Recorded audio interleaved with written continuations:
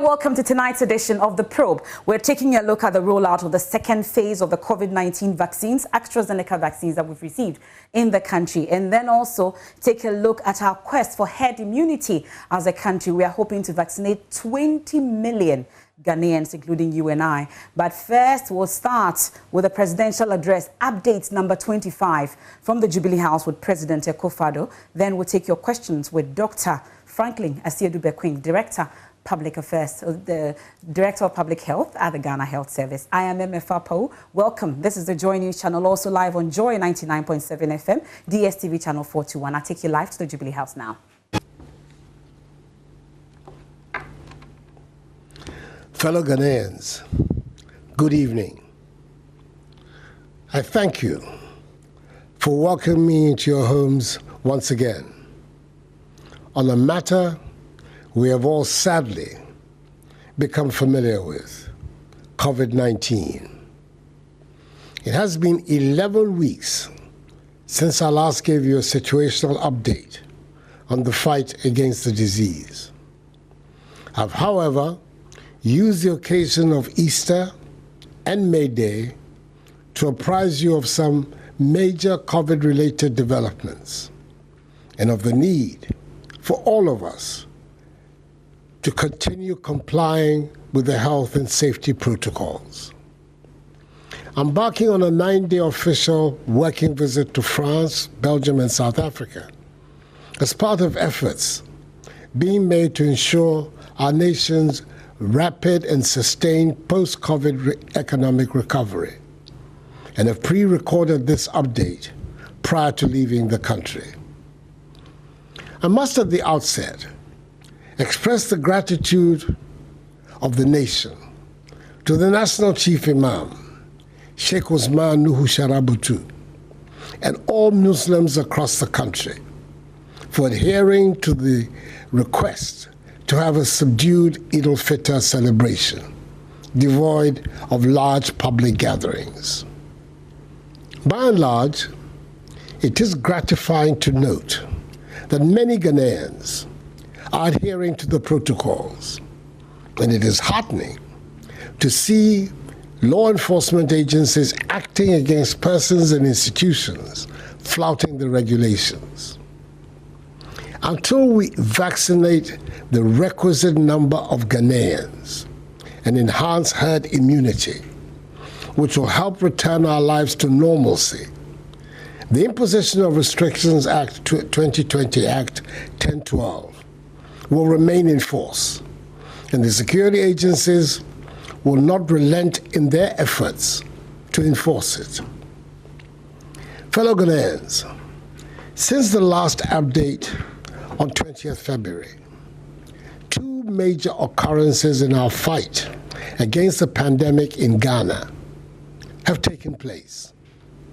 Firstly, we have seen a marked reduction in active cases, i.e. persons who currently have the virus, from 5,444 persons as of 26 February to 1,314 as at 11th May. Our rate of infection has dropped significantly from 400 a day when I last spoke to you to less than 100 now. And the number of persons who have recovered from the virus has also increased from 77,972 to 91,146 within the same period. 176 more persons in that time have also unfortunately lost their lives to COVID-19. Cumulatively, we've conducted 1,121,168 COVID tests. This development brings me to the second reason for tonight's broadcast, one which is crucial in restoring normalcy to our lives. Since I announced the arrival of the first batch of AstraZeneca vaccines from the COVAX facility, together with the procurement and receipt of others, we have rolled out two phases of our vaccination plan. The first phase involved vaccinating a segment of the population in 43 districts, that is, health workers, persons with comorbidities, persons above the age of 60, physically challenged persons, journalists, frontline security personnel, and a cross-section of persons in the three arms of government. The second phase involved vaccinating all other health workers across the country. Nearly 1 million people have now received the first dose of the vaccine.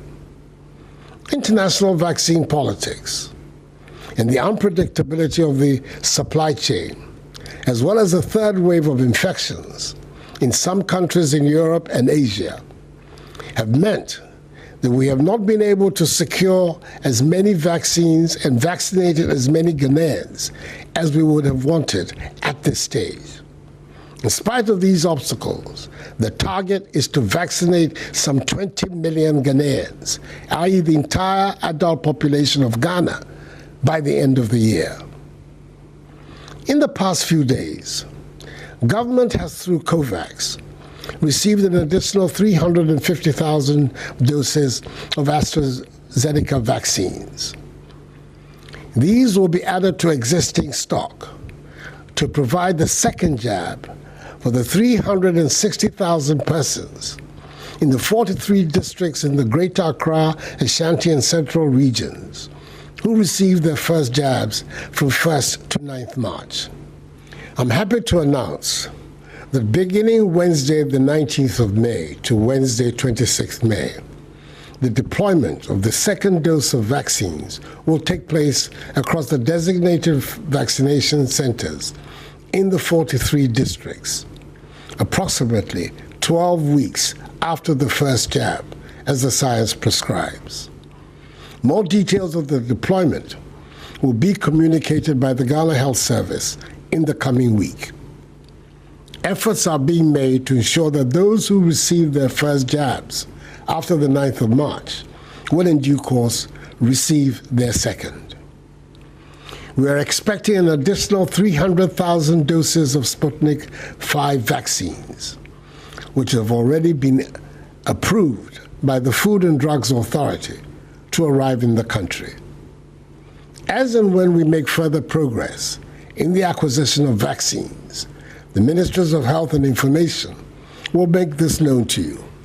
We're making all efforts to achieve our overall vaccination target. As alluded to earlier, we are all aware of the havoc the virus is wreaking in Asia and South America, in the form of rising infections and huge death tolls. Whilst our thoughts and prayers are with these countries, we must be mindful of the associated risks of travel to and from these countries. At this time, I want to reiterate, as captured in the travel directive jointly issued by the Ministry of Foreign Affairs and Regional Integration and the Ghana Health Service, that all non-essential trips to countries with high COVID-19 infection rates should either be cancelled or postponed. There'll be plenty of time, God willing, for such trips in the future. We will continue to review our travel restriction measures. Fellow Ghanaians, a major objective of our fight against the virus, right from the onset, has been to limit its importation onto our shores. Consequently, when we reopened Kotoka International Airport, KIA, our aim was to ensure that as much as possible, arriving passengers do not carry the virus, and to establish a testing regime at KIA to help us pick up passengers who have the virus and prevent them from introducing it into our population. KIA, some 3 weeks ago, recorded significant increases in the numbers of passengers who tested positive for COVID-19. This was identified as in part being due to the countries of embarkation experiencing a third wave of the virus, and also challenges in attesting to the authenticity of COVID-19 PCR certification being presented at airports around the world. Since then, the increase in positive tests from passengers arriving at KIA has declined considerably. Nevertheless, it's still necessary for us in Ghana to find a way to secure further our borders and attain our objective of limiting the importation of the virus. To prevent fake COVID-19 PCR certificates being used to enter our country, government through the Ministry of Health has begun the process of digitizing PCR test results to ensure ease of verification. The technology platform being used at KIA is based on standards set by the Africa Trust Travel and ECOWAS BioMars. All passengers traveling in Ghana must have test results or certificates bearing the trusted travel or biomass codes to be acceptable at KIA. We have reevaluated quality checks on testing at KIA, and we're satisfied with the sensitivity and specificity of the testing regime there. All arriving passengers who test positive will follow the laid-down procedure. Those who test negative from designated COVID-19 hotspots and testing negative at KIA may be subjected to a repeat test on the third day of arrival. Our fight against the virus, my fellow Ghanaians, is by no means over. The continuous havoc being experienced by some countries as a result of the virus is a testament to the fact that until all countries have rid themselves of the virus and have achieved herd immunity, none is safe. So let us all continue to adhere to the COVID-19 safety protocols that are now part of our day-to-day activities. We see the rewards for our compliance with the protocols whenever we witness favorable scenarios in our fight against the virus, evidenced in the easing of some of the restrictions.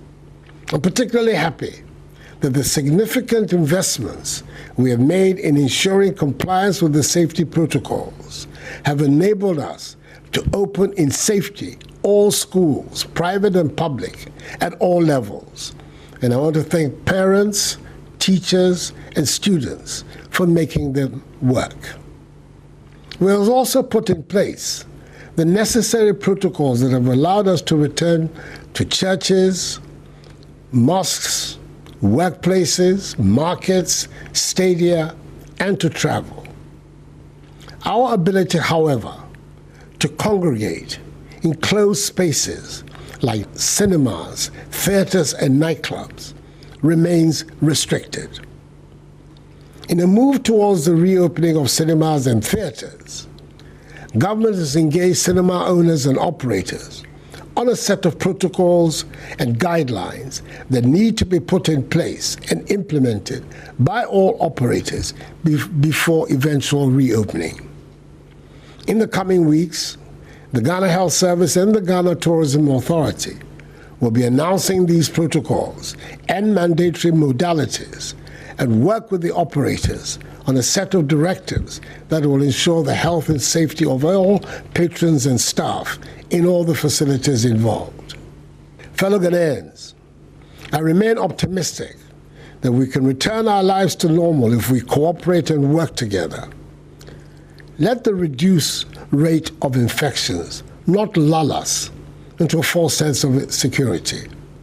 Let us continue to adhere to the safety protocols, that is, the enhanced hygiene and mask-wearing protocols. Let us take the vaccine when it gets to our turn, and let us continue to put our faith in Almighty God. There is light at the end of the tunnel. Our goal of 0 active cases is in sight if we remain vigilant and steadfast. Enuanom, a free now what you are bay. 1 year our paniano. Best say our near Tosumienu. I buy a boabu drona no bebre. Ama Ghana Funina. Misramo. Seni amaka dada. Money bia any paniano. Intis a draw soa. Kolako wa paniano. No, the beboa. Ama ye to me apam yare ifri yemaimu. Anyami me keja uchine ni bane. Many egbo corona chofa. Basa agbo ikun. Amlalo. Ebwa chofa pina. Agana mambi fe. No ewo. Kesh or no. Ya no agbo chofa. No ni ba wawo. Ni wo she hela keje wo manemi. May God bless us all in our homeland Ghana and make her great and strong. I thank you for your attention. Good night and God bless you all.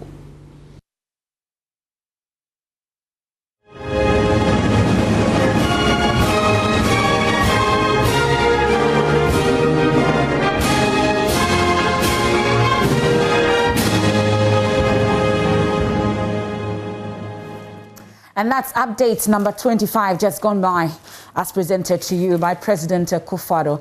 It's been 11 weeks since we heard from him on updates on COVID-19. And starting on the 19th of May will be the second rollout of the COVID-19 vaccines that we've received via AstraZeneca vaccines, 350,000 of them. A number of updates he's been giving. I know most of you have been waiting to hear what the updates will be on reopening of cinema theaters. There's been a lot of talk on that. Of course, we're told that there will be some key stakeholders engagement that will go underway with the Ghana Health Service and the Ghana Tourism Authority for that to happen. But amongst others, goal of 0 active cases will only be in sight if we continue to adhere to safety protocols. And tonight we have in the studio the Director of Public Health of the Ghana Health Service, Dr. Franklin Asiedu-Bekwin, to take all your questions. Now we know the date is from the 19th of May to the 26th of May. That's when we're rolling out the second dose of our vaccines as a country, the AstraZeneca vaccines. You have a number of questions. So without wasting much time, let's get on to him at this point. Good evening and welcome to the probe tonight, sir. Good evening. Thank you. Well, so it's starting on the 19th of May, and interestingly, the president will not be around for that. Do we know if we have any arrangement for that to happen for him? Because we know he's flown out of the country, like he said. Yes, so thank you very much, and good evening to your listeners and viewers. Let me say that clearly, this phase of the vaccination is trying to address the first doses that we had in early part of March. And if you look at it, that was a portion that came for the COVAX. That was about 600,000 doses. And since that time, we've gotten additional doses. So as of now, we've gotten almost like 1 million doses of AstraZeneca. Okay. But then the issue is that if you look at the protocol, you need to take a first dose, and then second dose is between 8 to 12 weeks. But then the longer it is the interval, the better the immunogenicity of the vaccines. So we, as a country, Ghana, we opted to go close to 12 weeks. So that's why, how come that we are starting this exercise on the 19th, up to maybe somewhere in the middle of May. But then let me say that it's not all Ghanaians who are going to get it. Okay. Because clearly, if you look at the first phase, it's more than the 350 doses, 30,000 doses. So we're going to do it in phases. And the plan is that those who had their vaccines from the 1st of March up to the 9th of March are going to be the persons who are going to receive this 300,000 doses. And we actually have gotten the database of all such persons. And coming from tomorrow and tomorrow next, you're going to be informed that you belong to that category. Okay. So just yesterday, my auntie showed me her card. Her card was on the 10th. So clearly she's not part of it. So those who got their first dose, 1st of March to 9th, are the persons who are going to be part of this exercise. And clearly, these are persons from the 43 hotspots that we started. So that is the information that we want all Ghanaians to appreciate, that it is not, let's say, all the over 900,000 persons who are going to be part of this exercise. So it's going to be done in phases. So this first phase is for those who took their vaccines between the 1st of March to 9th of March. Okay. Well, so for instance, the health workers, those with comorbidities, some journalists, and then those in the 3 arms of government. If you did not receive your first jab between 1st to the 9th of March, you're not part of the second phase that we're rolling out. No. So, as I said, there's a clear database. So, okay. And I'm sure most Ghanaians have their card. So the persons who had their first dose, their first vaccination, 1st of March, I had mine on the 2nd, so I qualified. Okay. So if you look at your card and it's 1st of March, after 9th of March, you qualify. Then there will be the next phase that will take care of those who had their doses from the 10th of March going forward. And I think that we want that clarity to be made so that we don't get a stampede during the exercise. And clearly, we have a system in place that we're going to actually communicate to people that this is not the end of the process, but it's in phase. So the first phase is actually those between that period. And what I'm saying is that so you get SMS messages that you belong to the people who are in the first phase of this exercise. And I think that is very important that we want to communicate to Ghanaians. And what is going to happen is that most likely where you took your vaccine is where you go for this your second dose.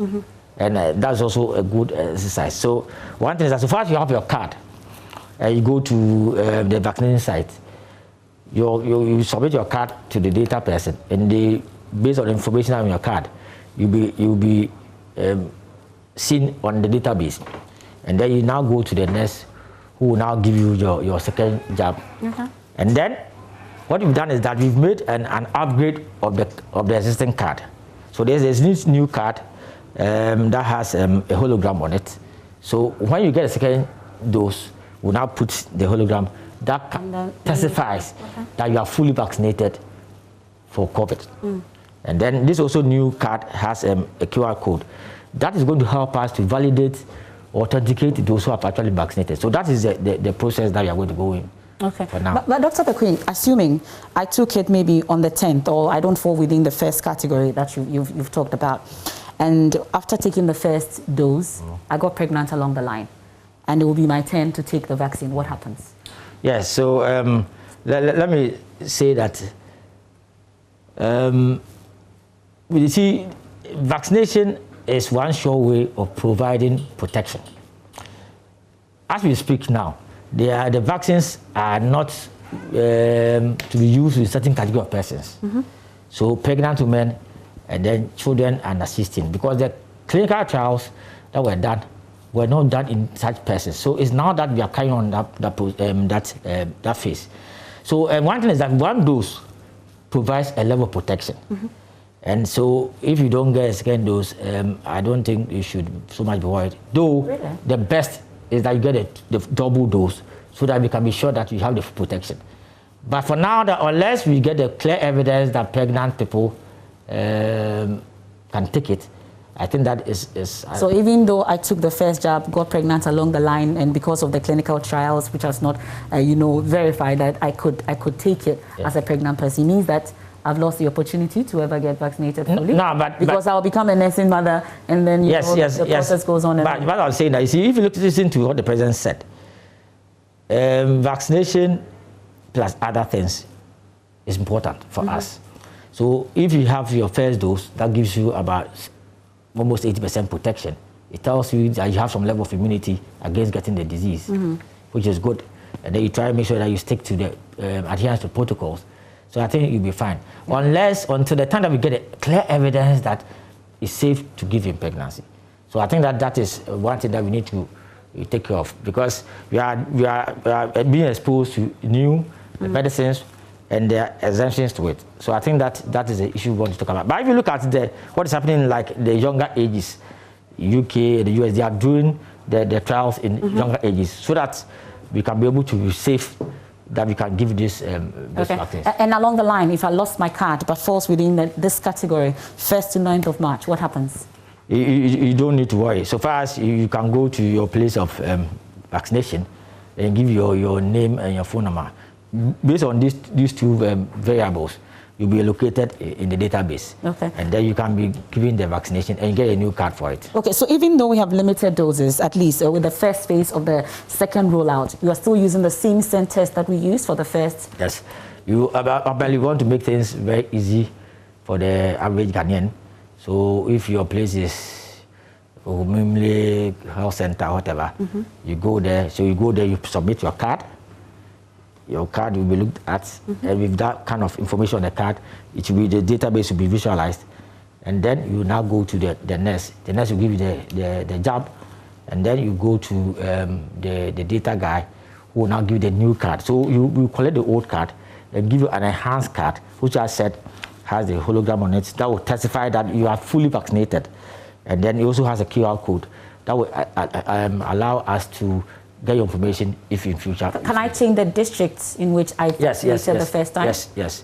But what I'm saying is that it's not by your fault you go to another district. You still have the information and it will pull out electronically for you. Okay. Well, I've asked a number of questions on it because our quest for herd immunity, we'll ask if it's on course as well. We'll hear from some scientists as well, but let's take the first batch of questions as well. Hello, good evening. The first dose of COVID-19 vaccine arrived in Ghana, I think, on the morning of the 24th of February this year. And we were made to believe that the second dose will be given out or will be deployed in 4 weeks. And here we are, we've entered into 6 weeks, and then we are hearing that we are now about to deploy the second COVID-19 vaccine.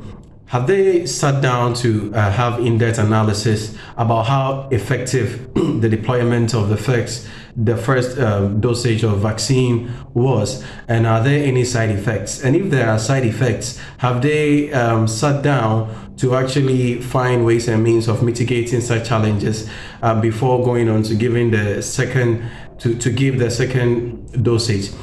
One other important question that I would like to also ask is that wouldn't there be any problem since we were given for 4 weeks? Scientifically, we passing by the 4 weeks and then getting into the 6 weeks, how effective will the second dosage be? Or how effective will the first one be without giving the second dosage with the stipulated time they gave? Thank you. Question for the Ghana Health Service is, now that they have received the vaccine, the second vaccine, and they are saying it's going to go for those who took the first dose, what happened to those who have not received some at all? What happened to them? And when are they going to receive their own? My first question has to do with whether the Ghana Health Service is planning to extend the second dose of the AstraZeneca vaccine to other priority groups in the country.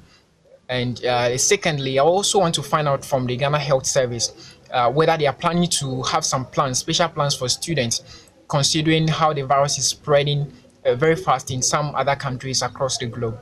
Thank you very much. His Excellency Nana Addo Dankwa Akufo-Addo stated earlier that Ghana would have, as at June, received about 17.6 million doses of the COVID-19 vaccines. We have, as at today, received only about 1.3 million of the doses. Now, my question is the plan still real?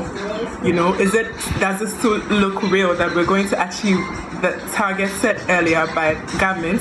Or governments would want to come out with a revised plan, something that looks more real? Because we only have a month from May to June. So would we be able to get the 17.6 million? We know that a vaccine is supposed to provide immunity to an infectious disease.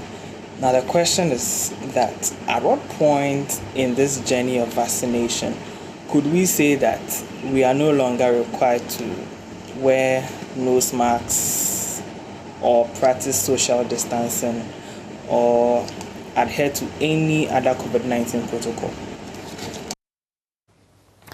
Okay, interesting video questions there, Doc. So 4 weeks, and we're behind time. 6 weeks. We're told that 4 weeks we're going to do the next one after the first. They're asking if there will be no problems scientifically, and how effective would it be? Because knowing that we are behind schedule for them, because we're told earlier that after 4 weeks we're getting the second dose. Now we are behind 6 weeks. They are told. Is there any problem scientifically, so that we can get a number of answers to all the questions that we have? See, this COVID, apparently is referred to as a novel virus. So you realize that the knowledge on the disease keeps on changing. So initially, it was you get your first dose and you get second dose in 4 weeks. But now, later on, WHO came clear that it's more effective for the interval between 8 to 12 weeks. So clearly, that is the protocol which is being used globally. And UK was using 12 weeks, and now they want to use about 10 weeks. So we want to still stick to that interval, which is the scientific, well-proven interval. So it's not 4 weeks, as initially was proposed. It's 8 to 12 weeks, and we are going for close to 12 weeks. So that is the issue. So there's nothing wrong with it. Most countries are doing what we are doing. But those who did it after the 10th, because we're doing for the 1st to the 9th of March, after the 10th, what then happens? Are we sure that we will still be within the 4 to 12 weeks? 8 to 12 weeks, yes. Because as I said, if you took yours, let's say on the 2nd, 19th, I think it's around 10 to 11 weeks. So we are still within that range. Okay, yes, well, nobody's outside that bracket. Okay, so scientifically there will be no problem. That's the question. So what happens to those who have not received at all? Because this will be for those who took the first jab, and then they will take the second. How about the other side of the population who have not had any jab at all? What happens to them? Yeah, so I think that it ties in with what the lady was asking, whether our target is realistic. You see, I think the president said he doesn't want to leave any Ghanaian out of the safety net. So we are aiming to get 20 million Ghanaians vaccinated by the end of the year. He also said in his address that there's a global challenge about availability of vaccines. And the politics as well. Yes, and the politics about it. But yet we are on course. You see, Ghana was the first country that had the COVAX facility. It's not by chance. It's because we have one of the most robust vaccination programs in Africa. And they think that you need to demonstrate that the system works. So that's why Ghana had it. So if you look at this 350,000, it was given to another country, they couldn't make use of it. They have to give it to people who can deliver. Just a few days ago, Cote d'Ivoire came to Ghana, come and understudy our system. Because they had, when we had our 600,000, they had 500,000. They are still stuck with their vaccines. They cannot deploy. So Ghana's system is so solid and robust that it's efficient to deliver. One thing we want to say is that there's a process to get Ghanaians vaccinated. And it's not easy, it's very challenging, and the president himself is spearheading that process. So it appears challenging, but it's on course. And our one thing is that if you look at global, the discussion is the Western countries have vaccines. So there's a lot of dialogue going on. How don't you give them to the other countries who don't have it? But then your system must have the efficient way to deploy. Just when we had the MTN Africa CDC vaccine, it came just 3 weeks to expiration, and we're able to deliver 99% of it. It tells us that we are ready. We get a vaccine for us, even if it's a month, we can deliver. And with this particular one, we have just a few days also to expiration. No, this one is easy. Days. This one is easy. Okay. Because as I said, we're able to meet the timelines. By maybe in the next week we'll finish it. Okay. So because you see, let's say just November last year, we were doing this measles campaign in over 80 districts in the country. We delivered 600 million doses in 4 days. So this 350, if we want to finish it within a few days, we'll finish it. Okay. So we don't have a challenge in deploying the vaccine. And wastage will be minimal. Yes, because we have the system structured from the national to the district to the community level, and we don't think we have a challenge to deliver it. Okay, so considering all the challenges, the other lady was talking about the fact that we said by June we're going to get 17.6 doses of the vaccine. As it stands now, she's been working the math, and we have 1.3 million doses. Is this plan still real? She says, because we have a target of 20 million by the end of the year. Yes, as I said, we are setting now a more realistic target now. No, as I said, there's still a global discussion about this whole vaccine thing. It's not just unique to Ghana. So we foresee a situation whereby the Western countries will now release their vaccines, whereby the situations in India and other countries improve. So the vaccines will come on board and they will be able to use it. As I said. So considering all the challenges, why then we still set that target for ourselves that we're still going to do? You need to be very, we know that the situation. No, so what you need to work for it. You need to be very ambitious in life. And what you need to do is that make sure that your system is solid, that if you have any vaccine, despite the short period, you can deliver. Okay. I mean, that's what we are hoping towards. And they're asking if we are looking to other priority groups as well, including students, assuming that they are not below 18. Yes, so you see, if we are giving vaccines, we are trying to do two things. One is to minimize the infection, and two, to minimize severity and death. So that's allowed us to kind of segment our population. And we also been trying to do what we call geographic segmentation. That allowed us to prioritize 43 districts. So if you look at the country, we are saying that the most people at risk are health workers. And then you're looking at people who are likely to die from the disease, are people who are 60 years and above, and people who have underlying comorbidities. But then you see, we have to also address the issue of vaccine hesitancy. So we have to bring in others on board, than the media, because media says the agenda. So if media guy gets the vaccine and it's safe, he sells the message. And that's why the vaccine hesitancy has actually dropped from over 70% to less than 30%. I mean, that is the strategy that we are using. And let me be clear, if somebody is in the queue and he's like 42 years old, he thinks that the vaccine works, so that he wants to be part of it. We don't need to take him out. So though we were not fully adhering to our let's say, segmented populations, there's a myriad of factors that we try to put on course. And let me say that normally students are healthy. Students don't normally die when they have COVID. So in terms of priority, they are lower down. But if you are a student and you have underlying mobility, you belong to it. So we have a clear structured program. You belong to it even though you didn't take the first jab? Is that what we're saying? No. Okay. This phase, as I said, for those who have. Yes, this phase is for those who had the first one and then you are taking a second dose. Okay. So we are not opening a new set of vaccines. Okay. But then, let's say, I know the President made mention of about 300,000 Sputnik are coming. Those are the ones that will come for the other people who are new, who are naive to the system. Okay. So as we try to progress to reach the 20 million. So it's early days yet. We are in May. The President is spearheading the fight to get the vaccines. We may get it. Well, but if talking about testimony or testifying about the first one after taking the first jab and then telling people how safe it is, for some of us who had very severe side effects when we took the very first jab, how assured are we that once we take the second, it will be better, or should we expect that we'll have more serious side effects after taking the second? No, you see, so now they have individual idiosyncrasies, and based on your genetic makeup, you react differently to medicines and vaccines. I didn't get anything. Okay. I have a few of my friends who felt it. Good for you. Yeah, I had a few of my friends who had malaise and things like that. You see, vaccine is supposed to protect us.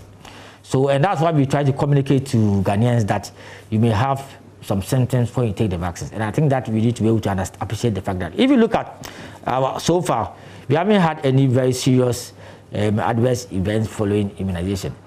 And then one thing is that, you know, other countries talk about the clots.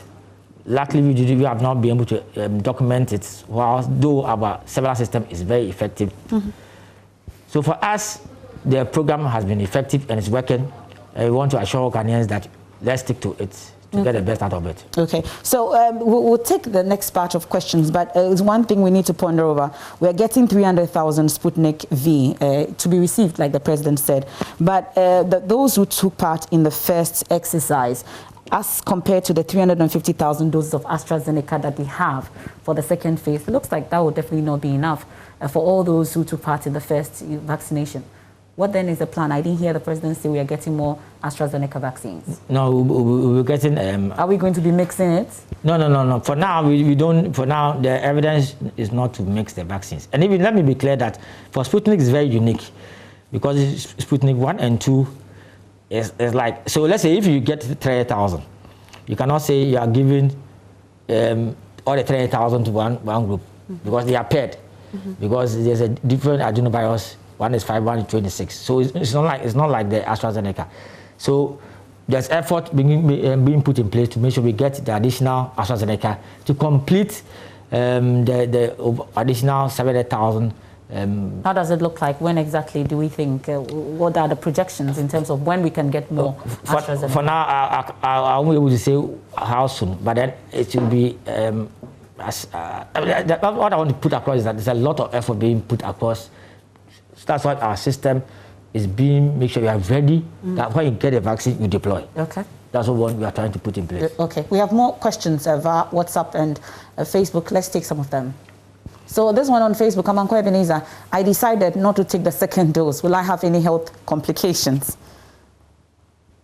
And on WhatsApp, are we still counting? And if so, what are we using the data for? And how do we document the event as a country to use as case studies or research theses in our universities? This was granted as a perfect opportunity to sample and develop contingency plans, God forbid, in case something similar pops up in the future.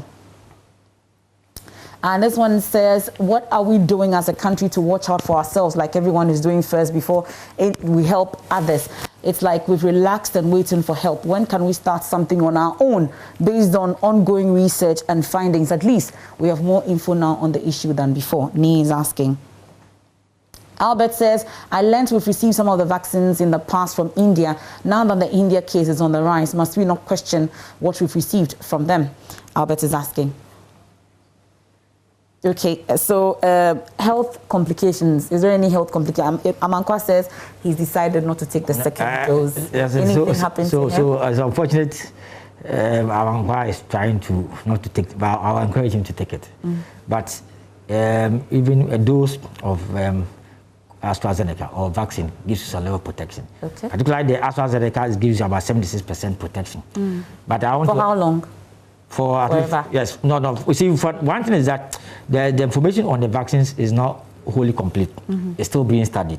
What is known is that at least for about 3 months, you have some antibodies which will tend to wane down.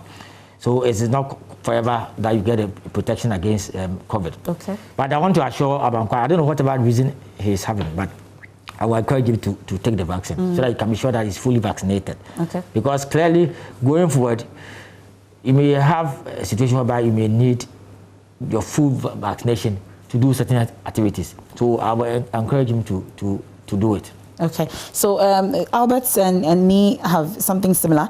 They're asking whether we're still counting and what we're using that data for. I'm sure in terms of the number of cases and the testing, going after the virus as we used to do. Are we still doing that?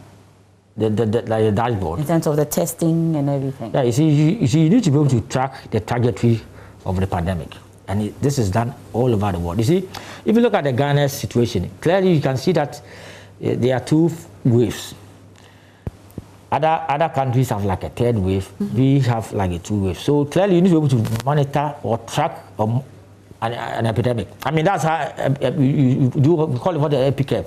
So you need to see whether it's going down. And clearly if you look at it now, they're kind of plateaued around about 1,300. It tells you that somehow we are getting better in terms of our response. So it's a lot of data which is being collected and a lot of analysis being done, which is helping us to better respond to the pandemic. Okay. Well, so there was a concern about we getting the dose previously from India, and considering the situation there now, is it safe for us to still be taking the AstraZeneca that is supposed to be coming from India? That's the concern that he's raising. Is it safe? Yeah. No, because you cannot take a vaccine to a place like Ghana if it's not safe. Because our FDA is very robust, and we make sure that all the vaccines that we take are safe. But let me also say that India is not the only country that is actually producing AstraZeneca. So there are a number of countries that produce the AstraZeneca. So we'll still make sure that we wait to actually pursue the additional vaccines that are available. Okay, so exploring options here is also another issue that he was raising, that what are we doing with the data that we are getting, especially knowing that we have a lot of information and data as we speak. What are we doing with it locally? Are we exploring our options also to be able to get our own vaccine, for instance? Yes, so apparently the president has set up a vaccine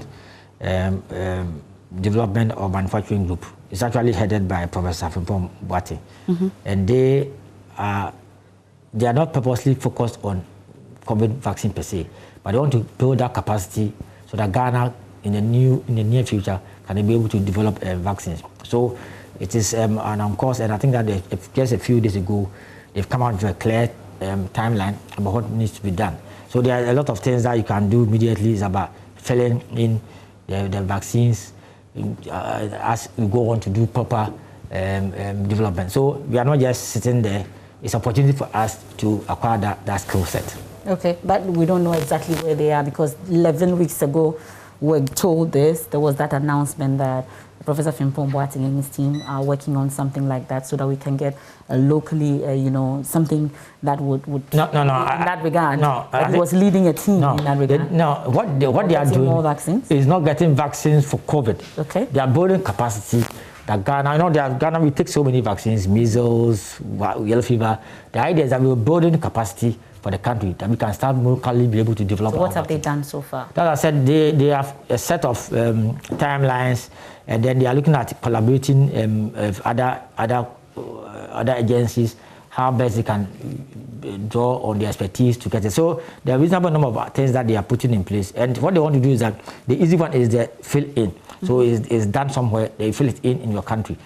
However, they try to aim to get the proper development in the next 2 or 3 years. Okay, but are we paying attention to the academia, for instance, also ensuring that we build capacity in that regard as well? Funding, it looks like, is almost always not there. No, you see, this response is a very all-country, all-citizen, all-agency approach. And clearly, if you look at, we have a National Technical Coordinating Committee. The one whole group is a research group, which is made up of the academia. So they are into a lot of research. And then let me also say that currently I know we are doing the genomic sequencing. Yes. And it's actually being led by Noguchi and UHAS and then another agency, WABRIC. We are hoping to get Professor Awindere join us. Yes. So they are all together to make sure that we can fully be responsive to this response. So nobody is being left behind, and they are all part of the technical coordinating group. Okay, we'll get into the next part. But there was a question earlier, it looks like we missed. He was asking at what point are we no longer required to wear nose masks, maybe life just coming back to normal. You see, I think a few days ago, CDC has released some guideline that people who are fully vaccinated can go on without using their mask. This, I could say that in dealing with COVID, you need to be very humble. The disease can be funny. And then you also need to look at the population immunity. If you look at this current situation, we have just vaccinated just a little less than 1 million, even just for 1 dose. I don't think we have the numbers to claim population immunity. So I think that we need to have the numbers, and then when you are sure that the people around you are all vaccinated, that brings about this concept of herd immunity. But for now, we don't have that numbers. And let me also stress that for COVID, the concept of herd immunity is varied, is fluid. They are using at 60 to 80%, sometimes taking 90. Okay. But then it also talks about the interactions. So even if you are, let's say you are 80%, and your interaction is so vigorous, you can still get infection. So we need to somehow minimize the interaction, and then make sure that we wholly adhere to the safety protocol while we try to get a numbers for vaccination. Okay, so on the 19th, between the 19th and the 26th, if I'm able to get my second jab, can I stop wearing the nose mask? For now, for Ghana, we have not decided to do that. I mean, I want to say that, fine, the CDC has come out with a guideline. We also need to look at it in our context to see how it can affect for us. You see, it can also confuse the population, because we are trying to push adherence to safety protocols. So how do you get people to wear the protocols if they say that I've been vaccinated? I think that the complication will not be good for us. So for us, it's early days to push the agenda of not wearing mask because you are fully vaccinated. We will push that people adhere to protocols. Okay. Well, we'll get into the next part, but quickly, let me bring in one of the scientists, the former director of the Noguchi Memorial Institute, Professor Ansah Kuram. He joins us via phone. Shortly also, we'll be joined via Zoom to take some brief comments also from Professor Godwin Awendere with WACBIB. Thank you very much, Professor Ansah Kuram, for your time here on The Probe. So the main question for most of us is whether our quest for herd immunity is on course as a country. Well, we are starting the rollout of the second phase on the 19th to the 26th. What say you as scientists in the country? Hello, Professor. I'm sure you can hear me now, Professor Kuram. Not very much. Could you call back? Okay, well, we'll try again and reach Professor Ansah Kuram. Hopefully we'll get a better connection to him. But whilst we do that, we'll get into the next batch of questions that we have. So this is on WhatsApp. Ransford is saying, what are the specific actions to recoup lost time for this consignment and the race to achieve 20 million? Specific actions. And this one also, are we likely to achieve the 20 million target contained in the budget? Okay, so these are some of the questions. So it looks like this one is specifically targeting our quest for 20 million. Exactly what the actions are, he's asking in terms of recouping. Yeah, so if you look at our plan, we are looking at a number of actions. So one is the COVAX facility. Two is the bilateral interactions, and then they have also other multilateral. So in terms of the funding, there's a budget for it. We also have a lot of financial arrangements with the World Bank. So money is not the issue to get it. Okay. The challenge is the availability of the vaccine. So COVAX actually somehow relied largely on places like the Serum Institute of India. But you know, the current situation in India is making things a bit difficult for them. But they are projecting that there will be an improvement in the situation. So they have kept faith that hopefully Ghana will get a reasonable number of vaccines as we progress. But as I said, you see, if you comb around the world, there are countries who are not able to use their vaccines. And that's how we are positioning ourselves, that if there's a country which is not using it, we'll take it. Okay. And that is what we are wanting. And that's also free? Yes. So the issue is that because maybe you get a vaccine and you have just 4 weeks to expire, the issue is that you have the capacity to deploy. And that's why we want to position ourselves so that if it gets to us, we use it. And the other countries, like the Congo DR, they had the vaccines, they could not use it. So we said, let's give the countries that can deploy. So that is we need to appreciate that it's a global. But why Ghana when they couldn't deploy? Why? Yes, that's I said Ghana, that. You see, because of our ability to. Yes, as I said, okay. the fact that we had the COVAX is not by chance. Okay. They come around and see which countries have very solid plans, which countries have good programs, and Ghana has that capacity. So that's why we are giving this 350,000. Okay. Doses. Well, Dr. Bekwin, let's bring in Professor Godwin Awendere. We earlier made mention of him as well.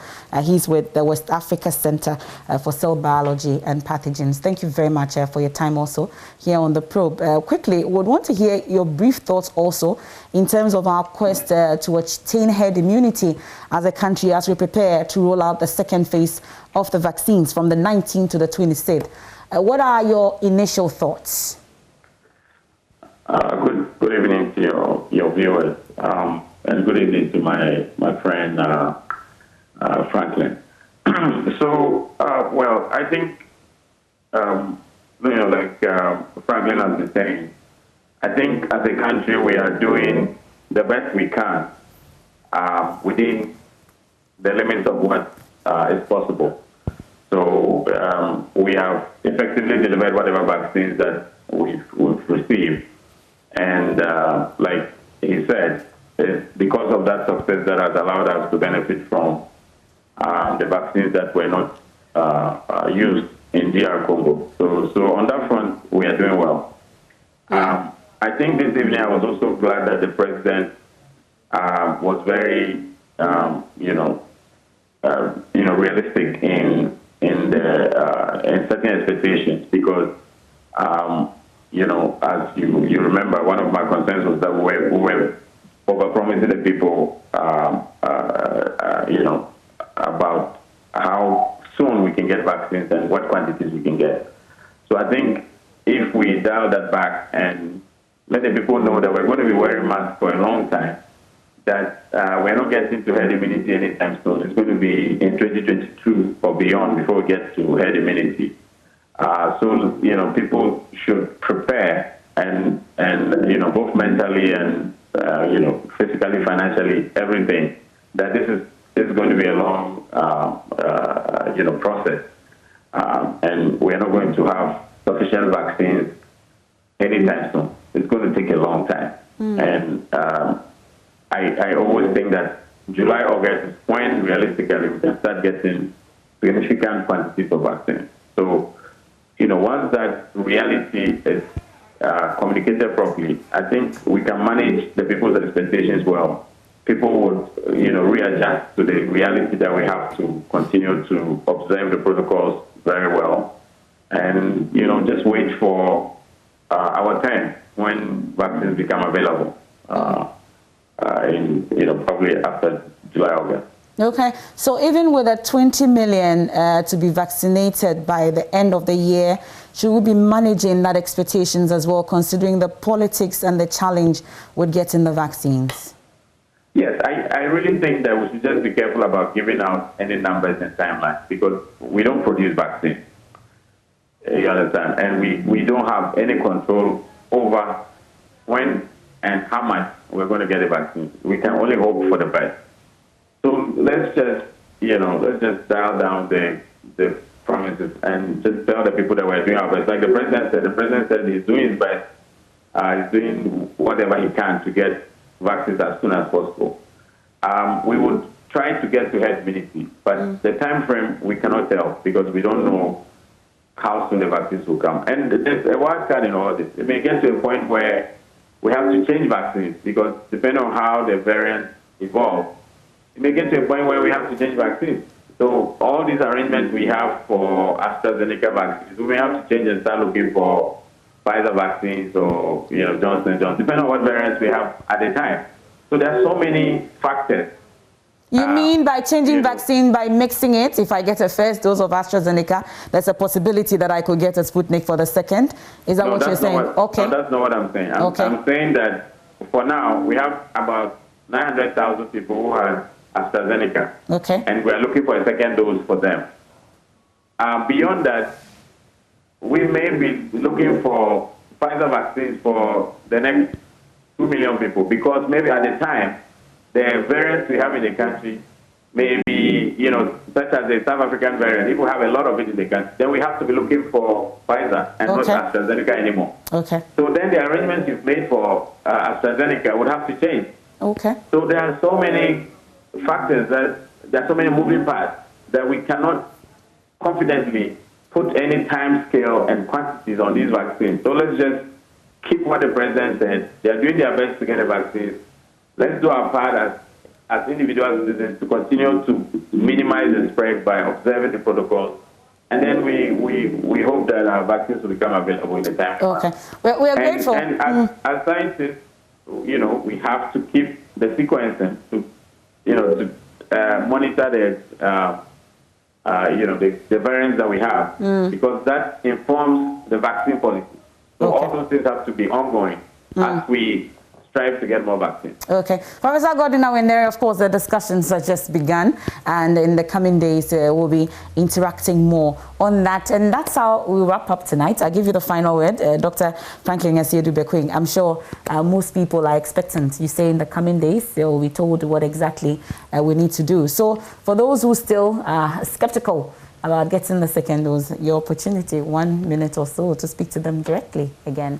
Yeah, so I think that, as the president said, we're trying to get the vaccines so you complete your your whole process of the vaccination. And you see, I think, as was said by Prof, the whole vaccine situation is a bit complex. Yeah. But then there are a lot of areas that the COVAX facility, the AU, all trying to make sure that they mobilize a number of vaccines. And then hopefully, what they are saying about the last quarter of the year, they'll get about 17 million doses of the Johnson & Johnson. Yeah. So there's a lot being done, but I think that we have to keep on fighting for it. Okay, none is safe until we attain herd immunity. And that's it for tonight's edition of The Probe. There's more news when you log on to myjoyonline.com. Thank you so much, Dr. Franklin Estiedu-Bekwin, for your time. Another edition comes your way on Sunday. Have a good evening.